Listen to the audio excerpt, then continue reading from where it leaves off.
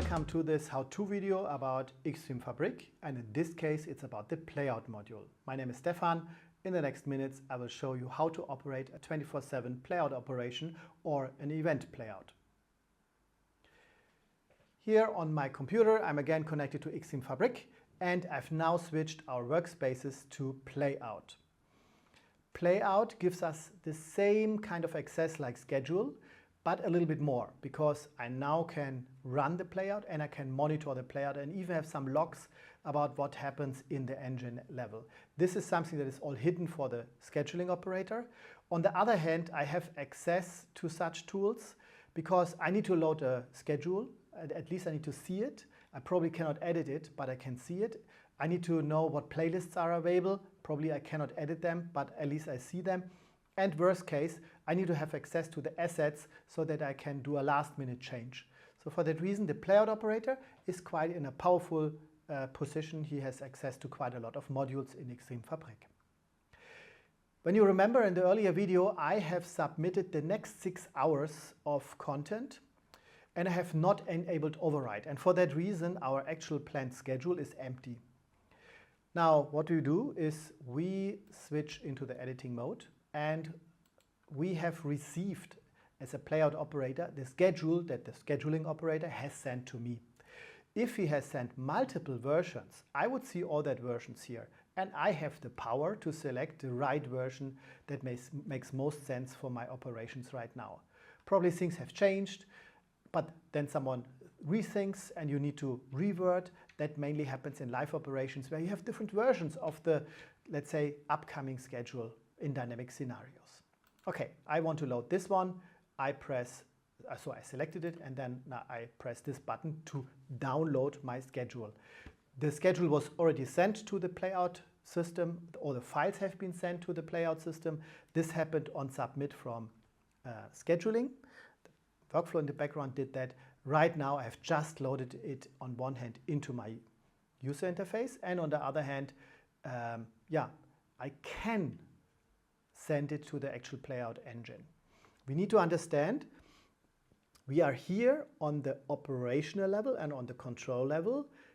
We are driving an execution level, so the actual playout engine. In this very moment, we have loaded the intended schedule. It is not yet on our playout engine. So if the playout engine earlier had a different schedule, even for now, then it is still running this schedule. We have not yet overwritten it. So, and that happens when we press save. We then are back in the non-editing mode. It loads the schedule. It shows us the consequences. You probably remember, and you see it here on the left-hand side, we have an overlap in our schedule and we have a gap in it. This overlap is in the middle of the holiday videos. Then a little bit more down here, we should have a gap. And one more somewhere towards the end. Okay. As said, not yet on the engine, and we never may forget that. If we want this now to be sent to the actual, let's say, channel in the box type of application, we need to press submit. And now the schedule is sent into the API of the actual playout service and is being performed. Later on, once the schedule starts, we will see that also in the player. Now, this very moment, you can see it is a 5:45. Our schedule here only starts in an hour from now. So, and for that reason, nothing plays. But in an hour from now, this first asset will start to play, and we will see it here in the very top in the player. As I've mentioned in my earlier videos, I said we have always the power to override and to redefine. And for that reason, again here, we can manipulate all the individual essences or assets that we are playing. So on one hand, we have a start mode that can be like fixed or follow. That moment I cannot edit, so I would need to switch to the editing mode. I will do that on a next asset. It is defined that I play the master, I play the full duration. Yeah, obviously that's what I want to do. Here we have a gap. Now let me switch to editing. And now there's the question, how do we deal with this gap? as we can see here, the clip starts at 19:24. It has a duration a little bit more than 2 minutes. And the next one is set to start earlier. That cannot work.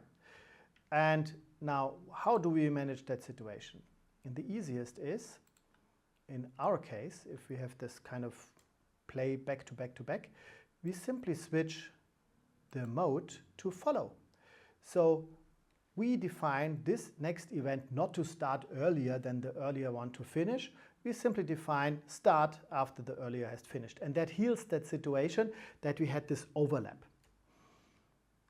And we can do similar things with that other one here.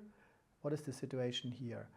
It starts at 20:04 minutes, goes again 2 minutes, and the next one is set to start again earlier. So we have the same situation. That's a bit weird.